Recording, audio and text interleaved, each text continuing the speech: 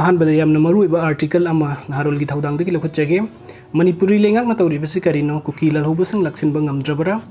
मणिपुरी मियाम वाबा याबा मखै वारे सिदगी हेना वाबा हाइबा अमा अमुक लेत्रे असुक वारबा मतम असिदबु मणिपुरी लेंगाक अमदि इंडिया लेंगाक अनिना करिमता हाइदबा मखै लैरिबसि असुंबा खोंथांग नते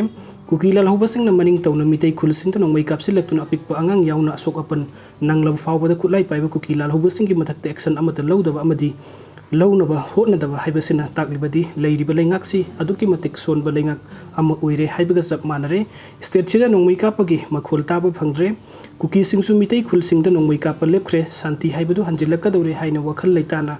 लैबा हौनरक्लबा मतमदा खंगौदना कुकी खुलाई पाइबसिंगना नोंमै कापसिलकपा हाइबसिना ताकलिबदि मणिपुरसि शांति लैहल्लरोय हाइबनि शांति थुगाइनबा होटनरिबा कुकी लालहौबसिंगबु भारत लेंगाक अमदि मणिपुरी लेंगाकना कानखटलगा थमलिबगी मरमना करिगिनो कुकी लालहौबसिंगबु कंखटलगा थंबगी वहनथोक करी लेबगे अमरोमदना अमुक मणिपुरदा शांति हंजिलकनबनी हाइदुना combine security फोर्सिंगना तंपाकी lambda combing operation चथरी नोंमै यावना खुलाई कया फगतली कुकीना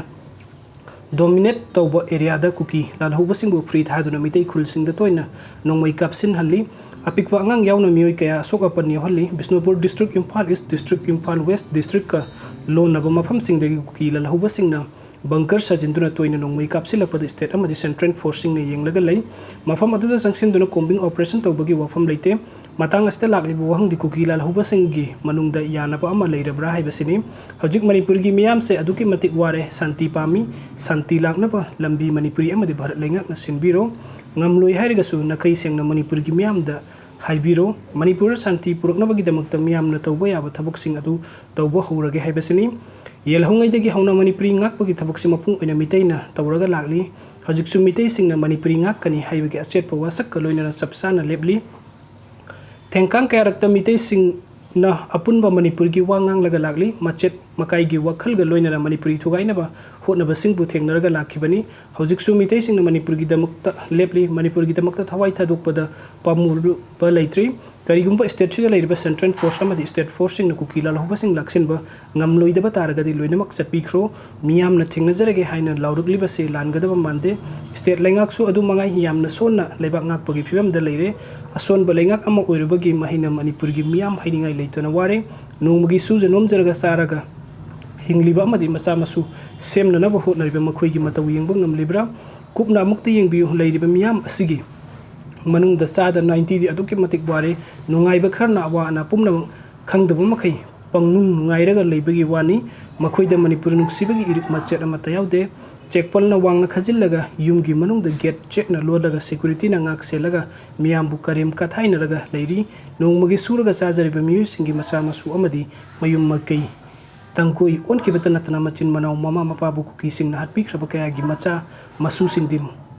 mamai isang kaba makhoi sabui chada bui tawraga khul ngakli manipur ngakli asigumba luraba tanja sida amuk state lengak khul ngakpa khunja singbu phabiba punbiba ki thabuk satari manipur lengak ki asigumba thawongbu miyamna ninda tawri lengak puthamoi sokna woroba phongdokli kuki lalhobasingna toina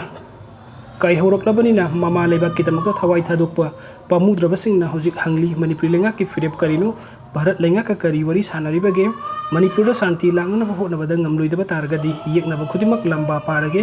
इमा लेबाक मणिपुर बु इंगना तपना नुगाइना मनिंग तमना लेहलगे हजिक मणिपुर थोकलिबा लालसि मपान लमदगी संगसिलकपा कुकी लालहौबसिंगना थोखनबनि हाइबसि स्टेट असिगी चीफ मिनिस्टर ना कयारक हन्ना फोंदोखरे अदुबु मपान लमदगी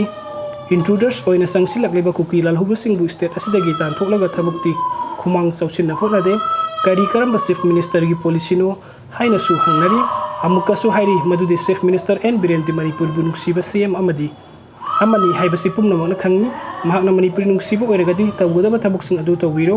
मियाम सुमहाकि थबुकता मतेंग पांगनबगिदमक्ता सेम सारगा लैरी मणिपुर इमागिदमक्ता चीफ मिनिस्टर एन बिरेन कथोकपगा लोइनना लौरकपा वरेप अमदि तौरकपा थबुकसिंगदा ममा लेबाक नुक्सिजबा मणिपुरगी मियामना फोंगना मतेंग पांगनबगिदमक्ता सेम सारगा लैरी हाइना लौरकलिबसि तासिन बसुमगनि खल्ली।